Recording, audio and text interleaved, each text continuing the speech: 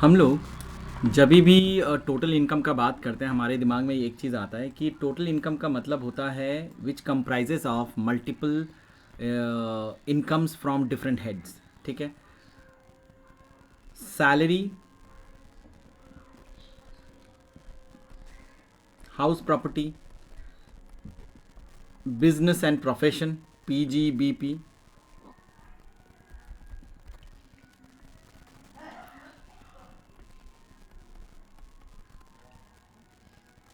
Capital gains, other sources.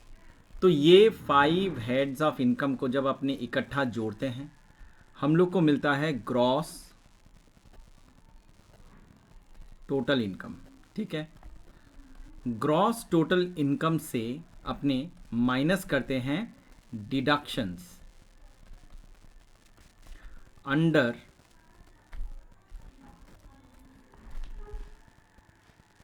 Under section 80C to 80U। जो हमें मिलता है उसे हम लोग कहते हैं taxable income.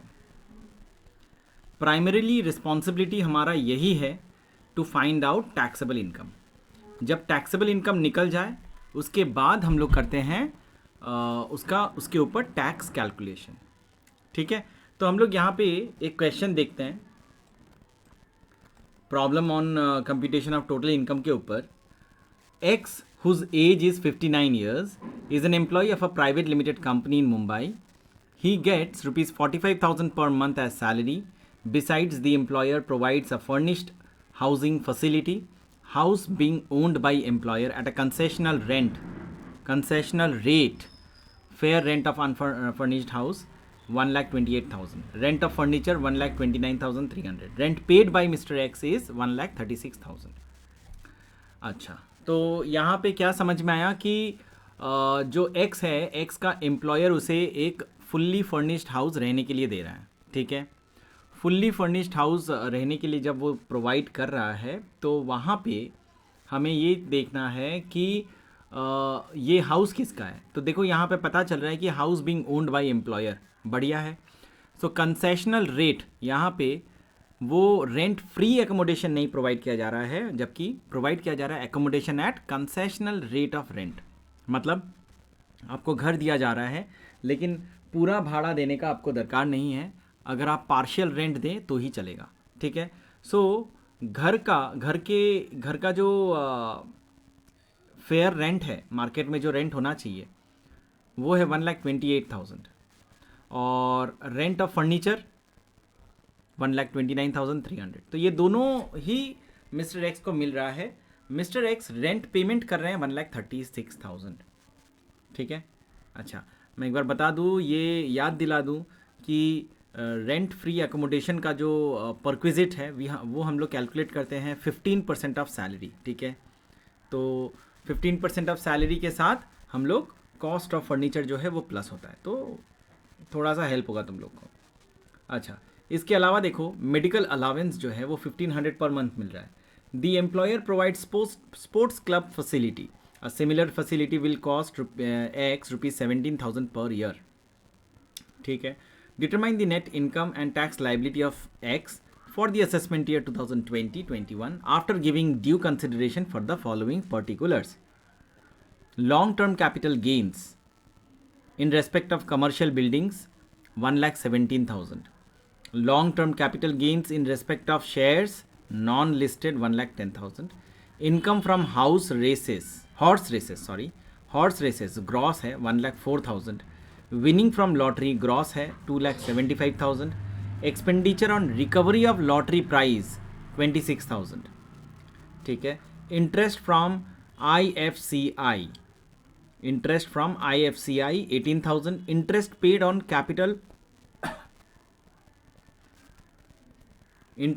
on capital borrowed for the purpose of investment in IFCI bonds of IFCI 18,500, interest on company deposit 2,08,200, insurance premium paid on joint policy of the life of X and Mrs. X, sum assured 5,90,000, mediclaim insurance of the life of X's father 26,000। तो वो 1,24,000 है जो insurance premium है।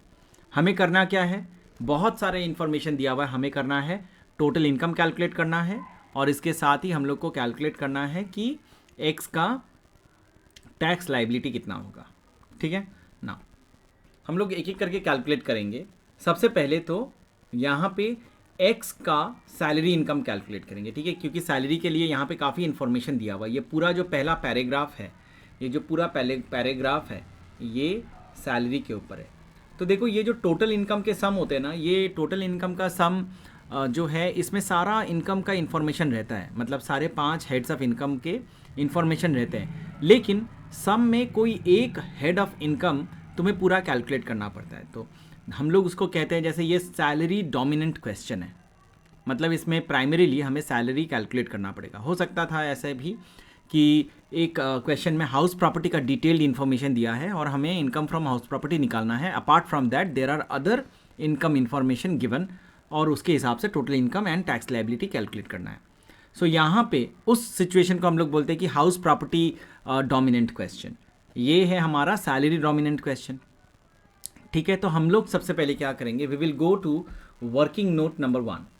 ठीक है, working note, हाँ working note number 1 बोलो या 2 बोलो, जो भी है। यहाँ पे सबसे पहला काम है हम लोग का to calculate income from salary.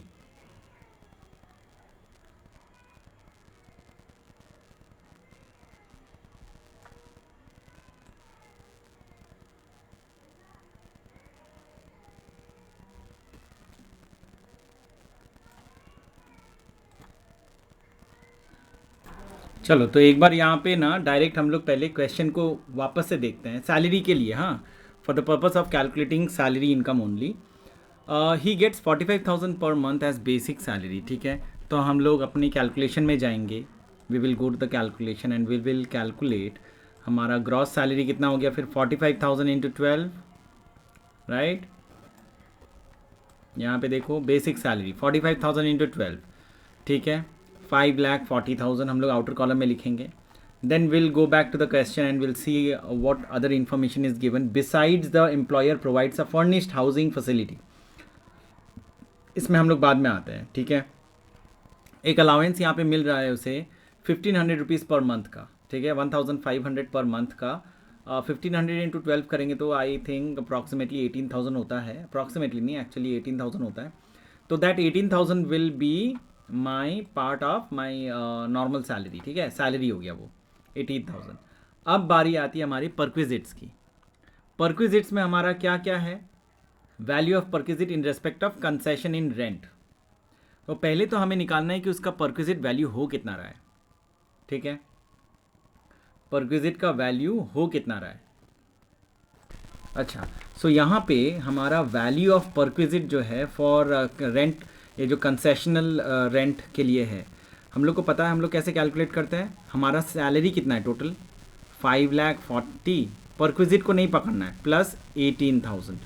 ठीक है, इसको टोटल करो कितना आता है 5,58,000। ठीक है, अब इसका 15% होगा मेरा वैल्यूएशन ऑफ परक्विजिट। ठीक है, ये अनफर्निश्ड होगा, याद रखना ये अनफर्निश्ड है। ठीक है, अगर घर पे कोई भी फर्नीचर नहीं प्रोवाइड करता एम्प्लॉयर तो फिर यही परक्विजिट रहता। लेकिन क्वेश्चन में हम लोग देख रहे हैं ना कि घर पे उसको फर्नीचर भी मिला है, तो जो फर्नीचर मिला है ना, बस उस फर्नीचर का रेंट ऐड कर दो। अगर फर्नीचर का रेंट नहीं रहता है, सपोज फर्नीचर का मालिक एम्प्लॉयर खुद है, तो फिर 10% of the cost of furniture will be added. वापस मैं बोल रहा हूँ, यहाँ पे तो जो एम्प्लॉयर है वो ये फर्नीचर्स को रेंट पे कलेक्ट किया है। ठीक है, रेंट पे उसने कलेक्ट किया है, लिया है लोगों से। अभी ये रेंट जो है, जितना रेंट एम्प्लॉयर पेमेंट कर रहा है इन फर्नीचर्स के लिए, that amount of rent will be added with value of unfurnished accommodation. तो जो भी वैल्यू आएगा ना टोटल में, that will become my perquisite rent free. Rent जो है हमारा, ये जो एकोमोडेशन का परक्विजिट है वो मिल जाएगा, फर्निश्ड एकोमोडेशन का परक्विजिट मिल जाएगा। सो 83,700 के साथ we will be adding the rental value of the furnitures 1,29,300 and we are getting 2,13,000 as our total gross, इसको मैं कह सकता हूं कि ये मेरा है ग्रॉस परक्विजिट, ठीक है, gross perquisite for rent free rent for accommodation provided eight concessional rent, ठीक है, या फिर रेंट फ्री भी बोल सकते हो। अभी इसके साथ we will be deducting the amount of rent which is paid by mister X. Mister X यहाँ पे 1,36,000 का रेंट पेमेंट कर रहा है, ठीक है, इसे हम लोग माइनस करेंगे और जो भी वैल्यू आएगा ये हमारा हो गया एकोमोडेशन से रिलेटेड परक्विजिट, ठीक है। नाउ इसके अलावा हम लोग देखते हैं क्वेश्चन में और कुछ इंफॉर्मेशन है क्या सैलरी से रिलेटेड। यहाँ पे the employer provides sports club facility, a similar facility will cost X rupees 17,000 per year. अच्छा, ये चीज़ के लिए यहाँ पे देखो एक नोट दिया हुआ है, the perquisite in respect of sports club facility is not taxable in the hands of employees. ये क्या हो गया ना कि ये जो फैसिलिटी है it is provided to all the employees who are working in the organisation, ठीक है, कोई स्पेसिफिक एम्प्लॉय को नहीं मिल रहा है, ठीक है, मिस्टर एक्स को ही मिल रहा है ऐसा थोड़ी ना है, सबको मिल रहा है। So it is very difficult to find out perquisite value when a sports club facility is provided to all, ठीक है। Now so it is not, याद रखना है, it is not taxable in the hands of employee. इसको वैसे भी हम लोग फ्रिंज बेनिफिट कहते हैं, वो बात का बात है। अच्छा, सो ये हमारा आ गया ग्रॉस सैलरी 6,35,000, किसको किसको प्लस करके 5,40,000 प्लस 18 प्लस 77, तो 6,35,000 आ गया। ग्रॉस सैलरी से फ्लैट ₹50,000 जो है हम लोग माइनस करते हैं, ठीक है, फ्लैट ₹50,000। ये जब माइनस करते हैं इसे हम लोग कहते हैं स्टैंडर्ड डिडक्शन करके जो अमाउंट आता है ना, that is called income from salary, या फिर ये हमारा है टैक्सेबल सैलरी, ठीक है, ये हमारा है टैक्सेबल सैलरी, दैट्स इट। तो ये टैक्सेबल सैलरी हम लोग क्या करेंगे, हमारा जो मेन कैलकुलेशन है वहां पे हम लोग जाएंगे and we will write that 5,85,000 हमारा इनकम फ्रॉम सैलरी, ठीक है, दैट्स इट। ये हमको मिल गया income from salary, we have calculated and we got it and we are putting it into the total income calculation. अच्छा, the next information which is given in the question is capital gains का, ठीक है।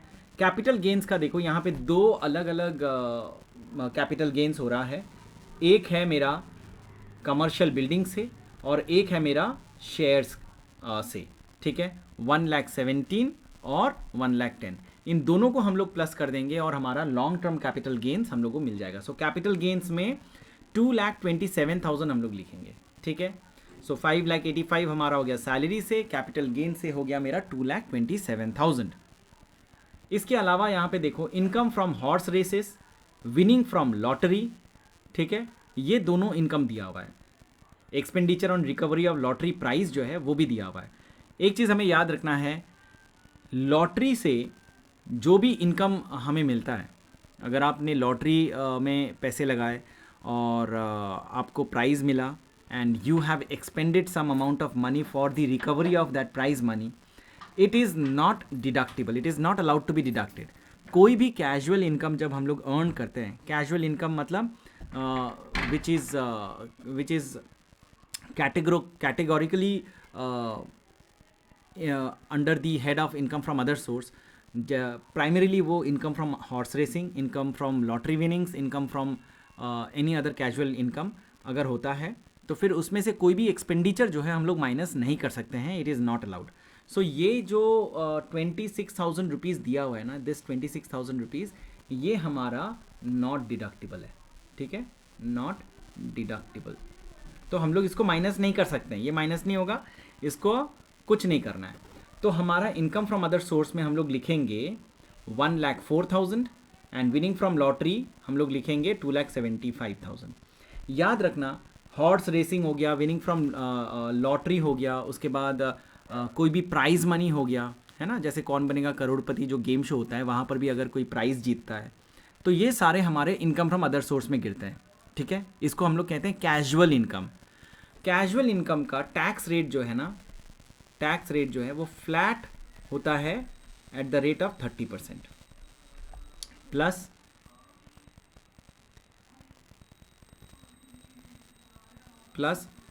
Cess, education cess हो गया and plus surcharge, ठीक है। तो 30% के रेट में वो टैक्सेबल होता है, ये याद रखना है। तो ठीक है, इनकम फ्रॉम अदर सोर्स में क्या क्या आ गया देखो वापस से। इनकम फ्रॉम अदर सोर्स में हमारा आ गया एक है ये कैजुअल इनकम है, याद रखना ये दोनों हमारा कैजुअल इनकम है, ठीक है। अच्छा, अब है यहाँ पे इंटरेस्ट फ्रॉम आईएफसीआई। आईएफसीआई में मैंने पैसे लगाए थे और मुझे वहाँ से इंटरेस्ट मिला, ठीक है, 18,000 रुपीज़ का इंटरेस्ट मिला। सो ये 18,500 will also fall under the category of other sources, ठीक है। अच्छा, अब और एक चीज़ है, ये जो इन्वेस्टमेंट, अब देखो ये कैजुअल इनकम नहीं है लेकिन, ठीक है, आईएफसीआई से जो इंटरेस्ट मुझे मिला ये हमारा कैजुअल इनकम नहीं है। तो ये इनकम को रिसीव करने के लिए जो मिस्टर एक्स है वो एक लोन लिया था, ठीक है, वो एक लोन लिया था और जिस लोन के को रिपे नहीं किया उसके अगेंस्ट में उसने इंटरेस्ट पेमेंट किया 18,500 रुपया। तो ये 18,500 रुपया जो है ये डिडक्टिबल है, ठीक है, ये डिडक्टिबल है, याद रखना, ठीक है। अब ये कन्फ्यूजन हो सकता है कि सर कौन सा अमाउंट डिडक्टिबल होगा, कौन सा डिडक्टिबल नहीं होगा, कैसे पता चलेगा। सो याद रखो जो कैजुअल इनकम है जैसे लॉटरी हो गया, गैम्बलिंग हो गया, हॉर्स रेसिंग हो गया, ये सब में कोई भी एक्सपेंडिचर अलाउड नहीं है। लेकिन इसके अलावा बाकी जो बैंक से रिलेटेड, जो भी इन्वेस्टमेंट से रिलेटेड कोई भी अगर आपने खर्चा किया है वो डिडक्टिबल है। तो हम लोग यहाँ पे क्या करेंगे, इंटरेस्ट फ्रॉम आईएफसीआई 18,000 लिखेंगे, उससे हम लोग इंटरेस्ट जो लोन पे दे रहे हैं वो हम लोग माइनस करेंगे 18,500। तो we are getting loss from others, loss from interest, ठीक है ना, लॉस फ्रॉम आईएफसीआई 500 रुपया नेगेटिव में, उसे लिख देना है, ठीक है ना। इसके अलावा देखो यहाँ पे interest on company deposit, interest on company deposit 2,08,200, I am talking about this item, ठीक है, 2,08,200, ये भी इनकम फ्रॉम अदर सोर्स है। अच्छा, कैसे मैं इस कैटेगरी में डाल रहा हूँ कि ये इनकम फ्रॉम अदर सोर्स है, हमेशा याद रखना कोई भी इंटरेस्ट, कोई भी डिविडेंड, कोई भी विनिंग्स या फिर लॉटरी विनिंग्स हो गया, हॉर्स रेसिंग हो गया, गैम्बलिंग हो गया, ठीक है, स्मगलिंग हो गया, हाँ, ये सारे हमारे अदर सोर्स के आइटम्स हैं। तो ये इंटरेस्ट या डिविडेंड जो है हमेशा हमारा अदर सोर्स का आइटम होता है। तो कंपनी डिपॉजिट 2,08,200 ये हमारा अदर सोर्स में ही आएगा। सो इसे भी हम लोग यहाँ पे लिख देंगे। दैट्स इट, हमारा क्वेश्चन ख़त्म है यहाँ पे, ठीक है, और तो कुछ है नहीं, मतलब इनकम और कुछ नहीं है। इसके बाद ये जो दो आइटम है ना उसमें मैं आ रहा हूँ, अब भी आ रहा हूँ, अब भी कराऊंगा मैं वो। तो अभी क्या करेंगे हम लोग टोटल में ये सारे इनकम को प्लस करेंगे, सबको प्लस करो, सबको, ठीक है, प्लस करके हमारा देखो यहाँ पे ग्रॉस टोटल इनकम आ गया 13,98,700। 500 जो नेगेटिव में है ना उसे माइनस करना है ऑब्वियसली, क्योंकि नेगेटिव साइन है। अच्छा, ये हमारा टोटल इनकम आ गया, ग्रॉस टोटल इनकम आ गया। इससे हम लोग डिडक्शंस को माइनस करेंगे, मैंने कराया था डिडक्शंस वाला, है ना। तो लेट्स करेंगे ये सारे डिडक्शंस को। तो क्या क्या आइटम माइनस होगा, सबसे पहले यहाँ पे देखो, ये हम लोग जब ऊपर क्वेश्चन में जा रहे हैं, यहाँ पे insurance premium paid on joint life on the life of X and Mrs X 1,24,000 rupees, ठीक है। अच्छा, एक चीज़ याद रखना है, 80C का जो डिडक्शन है लाइफ इंश्योरेंस का, life LIC, suppose life insurance corporation, ठीक है, या फिर लाइफ इंश्योरेंस प्रीमियम LIP में बोल दूँ, इसका जो है मैक्सिमम 20% ऑफ सम अश्योर्ड यही मिल सकता है। अच्छा, मैं सेम चीज़ ही लिख रहा हूँ जो यहाँ पे लिखा हुआ है, सम अश्योर्ड का मतलब है हम लोग जब पॉलिसी लेते हैं तो उसका एक अमाउंट होता है कि कितने रुपया का पॉलिसी है। तो यहाँ पे देखो 5,90,000 रुपीज़ का पॉलिसी है। अगर कैलकुलेटर में तुम 5,90,000 उसका 20% करो तो वी आर गेटिंग 1,18,000, जबकि उसने प्रीमियम पेमेंट किया है 1,24,000। तो इसका मतलब मैक्सिमम डिडक्शन जो है वो 20% ऑफ सम अश्योर्ड मिल सकता है, विच इज़ 1,18,000। तो हम लोग वही यहाँ पे लिखेंगे कि जो डिडक्शन है अंडर सेक्शन 80C वो 5,90,000 का 20% ही मिल सकता है, या फिर और प्रीमियम। ठीक है, दोनों में से जो भी लोअर होगा। ठीक है, दोनों में से जो भी छोटा होगा। ठीक है, अच्छा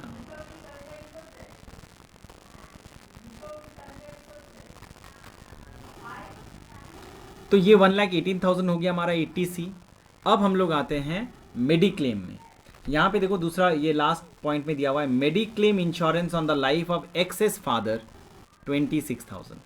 ठीक है, अपने फादर के लिए उसने मेडिक्लेम करवाया 26,000 रुपया का, ये साल का पेमेंट किया उसने, तो that will come here under section 80D। ठीक है, अच्छा अब हम लोग आते हैं लास्ट हमारा जो डिडक्शन है उसमें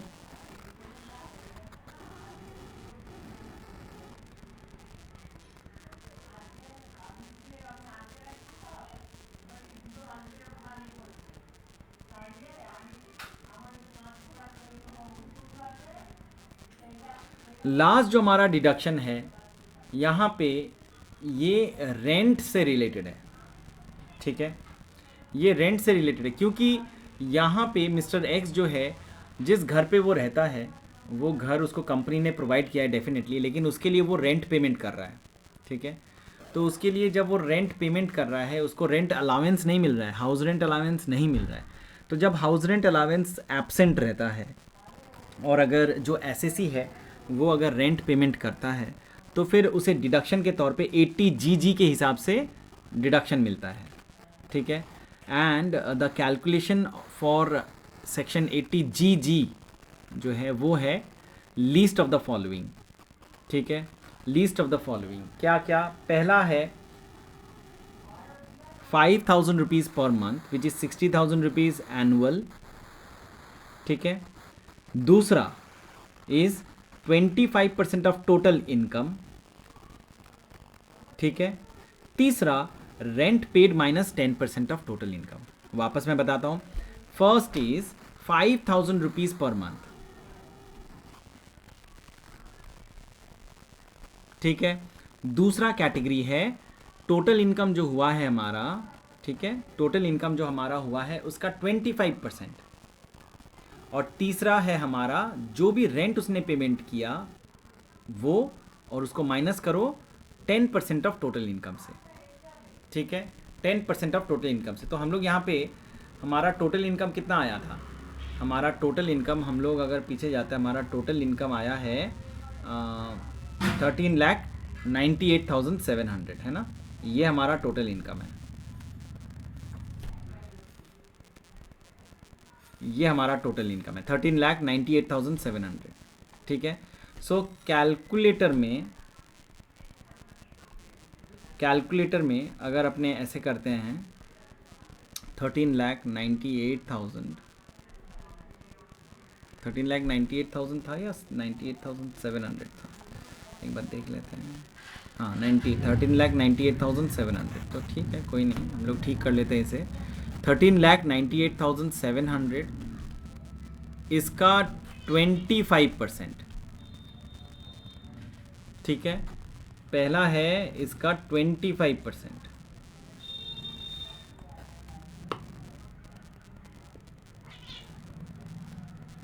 अच्छा एक चीज़ यहाँ पे मिस्टेक हुआ, ये जो टोटल इनकम यहाँ पे कहा गया है ना कि ये जो बीइंग 25% ऑफ टोटल इनकम, इसका एक कैलकुलेशन करना पड़ेगा हमें। ठीक है, क्या करना पड़ेगा, हमारा ग्रॉस टोटल इनकम लिखना पड़ेगा, लेकिन उससे हम लोग माइनस करेंगे लॉन्ग टर्म कैपिटल गेन्स को, ठीक है। और फिर उससे हम लोग माइनस करेंगे 80C वाला डिडक्शन, सारा 80C से 80U का सारा, लेकिन 80GG को छोड़ के। वापस बताता हूँ मैं, हमारा ग्रॉस टोटल इनकम कितना है, हमारा ग्रॉस टोटल इनकम है 13,98,700, ठीक है। इससे हम लोग अलग कर देंगे, हम लोग एक्सेप्ट नहीं करेंगे ये 2,27,000 को।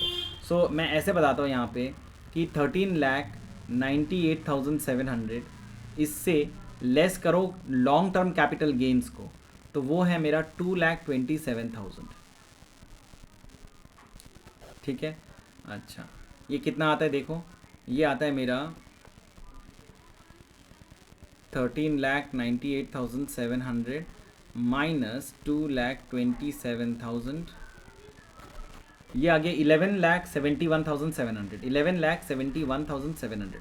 अब इससे मैं माइनस करूँगा सारे डिडक्शंस, लेकिन 80GG को छोड़ के, 80C 80D सब होगा, मतलब ये 1,18,000 और ये 26,000 दोनों को माइनस करो, तो 1,18,000 भी माइनस होगा और 26,000 भी माइनस होगा। तो ये जो पहुँचेंगे ना हम लोग, ये हम लोग पहुँचेंगे total income for the purpose of section 80GG। तो ये माइनस करो 1,18,000 को, माइनस करो 26,000 को, तो हम लोग पहुंच गए 10,27,700। हाँ, 10,27,700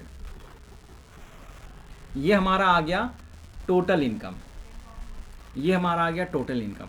अब इसका हमें करना है, हमारा पहला क्या कैटेगरी था, पहला था 60,000 रुपया, मैं कर रहा हूँ 80GG 5,000 इंटू 12। दूसरा कैटेगरी है ये जो 10,27,700 रुपये आया, इसका 25% कितना आता है, कैलकुलेट कर लेते हैं एक बार। 10 लाख इसका 25%, वी आर गेटिंग 2,56,925, 2,56,925 बस, ठीक है। और लास्ट जो था मेरा, लास्ट इन तीनों में से जो सबसे छोटा होगा ना उसी को करना है।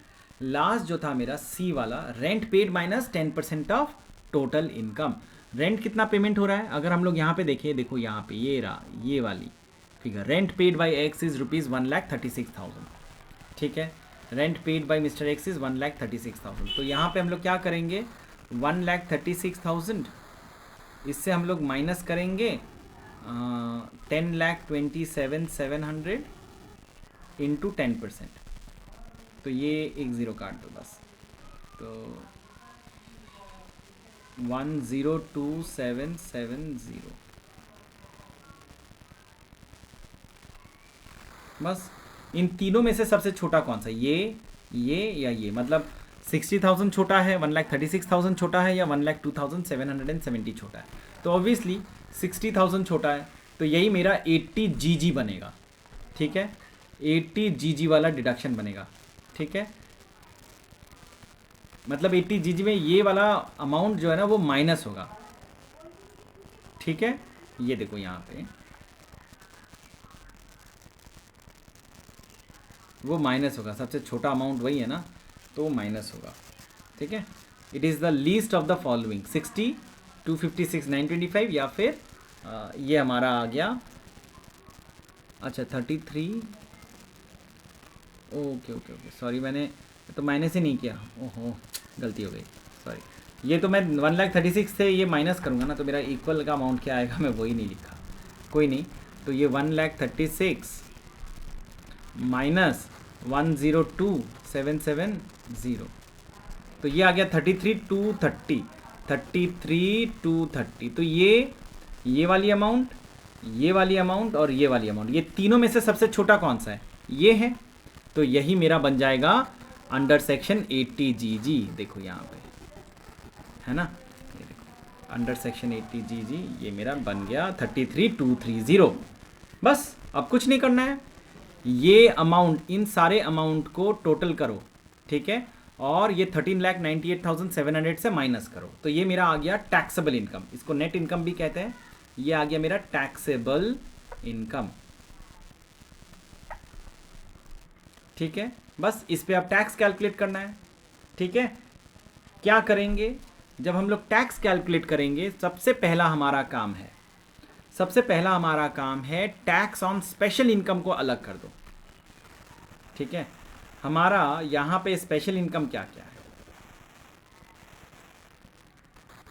हमारा यहाँ पे स्पेशल इनकम क्या क्या है?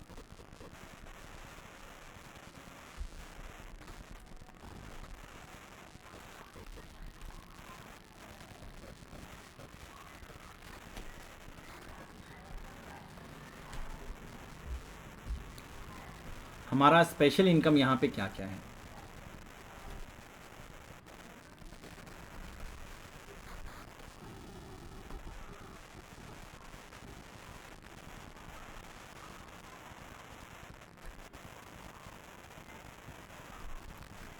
पहला नंबर 1 हमारा स्पेशल इनकम है horse racing eight the rate of 30%, मतलब इसमें स्लैब रेट नहीं चलता है, 30% का टैक्स है। नंबर 2 लॉटरी, इसको भी हम लोग 30% में टैक्स करेंगे। Number 3 long term capital gains, कितना है? 3,79,000, नहीं गलत बोला मैं, 2,27,000, ये होगा एट द रेट ऑफ 20%। ठीक है, तो हमारा टोटल इनकम क्या है वो देखो पहले। टोटल इनकम हमारा है 12,21,470। ठीक है, इससे हम लोग अब करेंगे tax on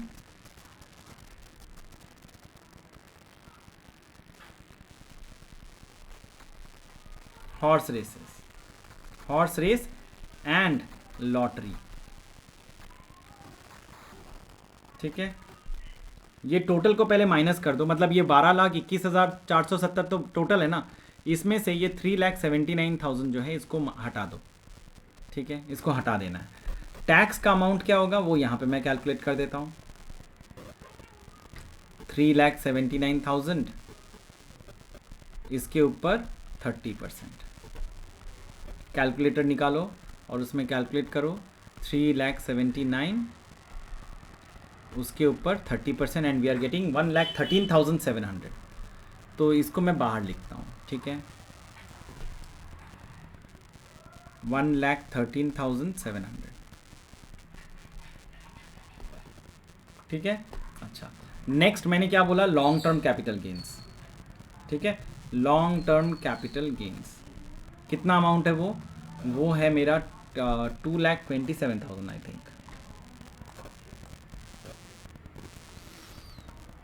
yes, long term capital gains is 2,27,000। ठीक है, सो 2,27,000 के ऊपर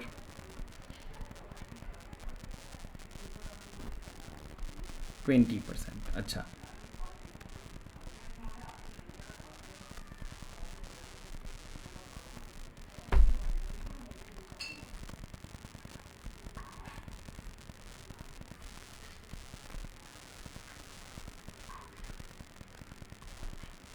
इसके ऊपर टैक्स जो हो रहा है वो मैं बाहर लिख रहा हूँ। हाँ, लाइबिलिटी मैं यहाँ लिख रहा हूँ। सो 2,27,000 के ऊपर 20% इज कमिंग एज 45,400। ठीक है, सो ये इसको बाहर लिखता हूँ मैं 45,400। अब जो बचा ना, जो भी बचा अमाउंट, कितना बचा देखते हैं हम लोग।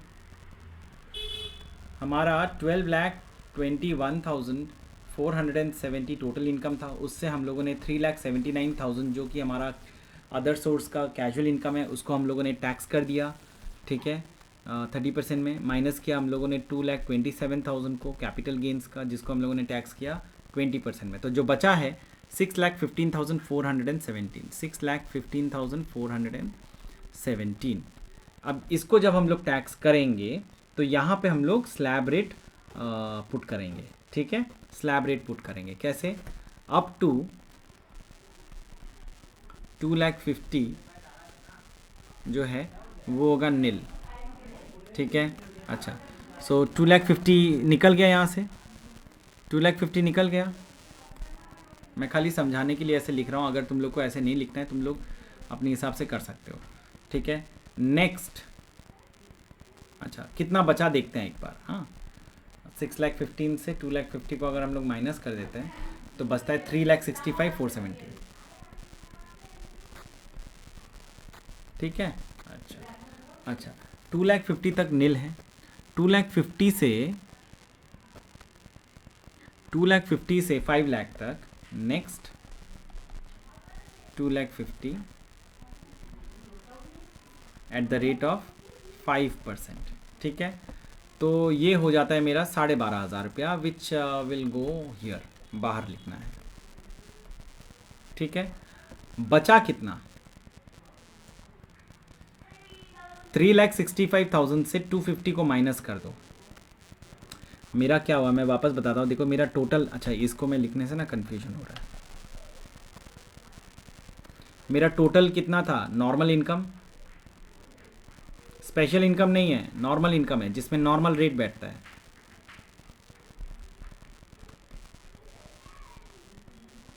$6,15,470, 6,15,470 इसका स्लैब रेट होगा। पहला हो गया 2,50,000 तक नील, ठीक है। नेक्स्ट 2,50,000 में एट द रेट ऑफ 5%, तो 5 लाख पहुंच गए। बैलेंस देखो, बैलेंस 6,15,470 माइनस करो 5 लाख।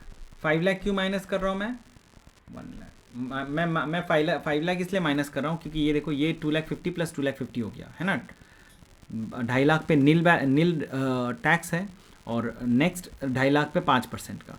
तो बाकी कितना बचा हमारे केस में, बाकी जो भी बचा 1,15,470, उसके ऊपर we are charging tax at the rate of 20%, ठीक है। ये है 5 लाख टू 10 लाख रुपीज़ का रेट। तो 20% हम लोग अगर अप्लाई करते हैं, we are getting 23,094 rupees, 23,094 rupees, ठीक है। बैलेंस कितना था, 1,15,470, ठीक है, at the rate of 20%। So इसको सबको टोटल करो, इन सबको टोटल करो, and this is our total taxable tax liability, ठीक है। तो नीचे वाला टोटल किया ही हुआ है, plus 12,500 plus 45,400 plus 1,13,700। So in total we are getting 1,94,694, ठीक है, 1,94,694, ठीक है। So this is my tax liability, ठीक है। ये मेरा ग्रॉस टैक्स लाइबिलिटी है, ग्रॉस है, ठीक है। ये मेरा ग्रॉस टैक्स लाइबिलिटी है 1,94,694, ठीक है, 1,94,694। नेक्स्ट काम क्या है मेरा, ये जो 1,94,694 आया, देखो यहाँ पे अमाउंट है 1,94,694, थोड़ा सा धुंधला है। इसके साथ हम लोग ऐड करते हैं हेल्थ एंड एजुकेशन सेस 4%। सो ये जो 4% है that will be applied on 1,94,694, ठीक है। इसको करोगे तो 7,788 यहाँ पे आ रहा है, उसको दोनों को प्लस करो, इन दोनों को हम लोग प्लस करेंगे, we are getting our total tax liability 2,02,480, and this is the amount which Mr X have to pay to the government, ठीक है।